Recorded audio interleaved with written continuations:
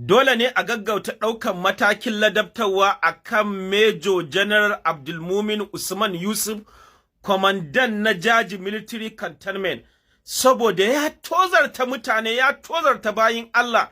Kese na kotu gashi nan kamar yadda kuke gani, kotu ta ce a dakata, amma jiya cikin dare ana ruwa, haka suka ci gaba da, bisa umarninsa sojoji suka ci gaba da rushewa mutane waje. Dama a dokokin Najeriya akwai inda aka ce soja ya rushewa mutane waje?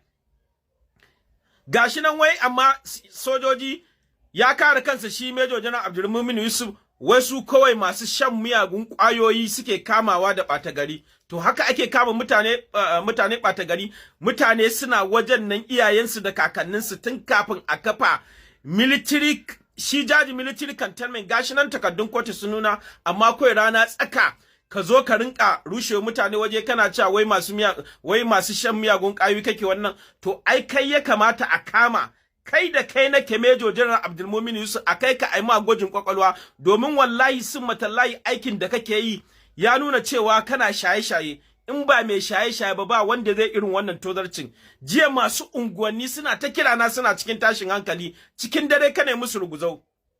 Amma mu duba Yusri zai tabbatar da cewa wallahi baka san aikin ka ba, kuma dole ne sai Allah da tabda kai. Major General Abdulmumin Usman Yusuf, baka fi karfin doka ba. Najeriya ƙasa ce da kake da tsari, kuma doka take aiki. Wallahi sai Allah daftar da kai a Najeriya. Za mu zuba mu gani ko ka fi karfin doka. Ku duba history.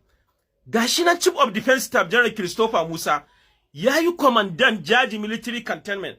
Gashi nan yana karɓa wannan shi Major General wato Victor Izugu ya nema handin over. Ya gama lafiya, ya tafi, ya san da wannan kes ɗin.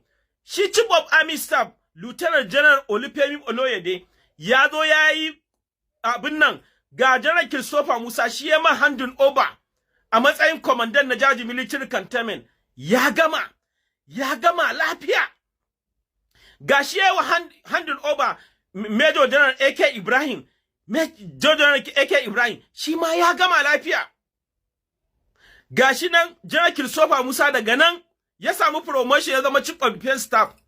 Daga nan shi Lieutenant General Olufemi Oloyede, Chief of Army Staff, daga nan ya samu promotion, ya samu Chief of Army Staff. Kaifa daga nan wallahi in baka wasa ba sai dai demotion wallahi Major General abun nan, saboda cin mutuncin bayin Allah. Wannan ya nuna cewa baka san aikin ka ba, wannan ya nuna cewa kai kawai ba mu san me kake sha ba. Dole sai an magojin kwakwalwa, domin cin mutuncin ya wuce gona da iri. Kuma ku sani cewa ku zama shaida, dole bangaren sojoji su ma ai musu adalci. Babban waɗanda yanzu ya bada gudunmawa wajen wannan abin ita ce gwamnatin jihar Kaduna karkashin shi gwamna Malam Uba Sani. Ya kamata wannan abin yana faruwa. Ga fitishin nan tun ranar 4 ga wata an kai wa Malam Uba Sani, amma bai zo ya kawo musu ɗauki ba, saboda ba lokacin zaɓe bane ba. Ku ji tsoron Allah. Ku ji tsoron Allah 'yan siyasa. Dole gwamnatin jihar Kaduna ta tura delegation a tabbatar da abin da yake faruwa.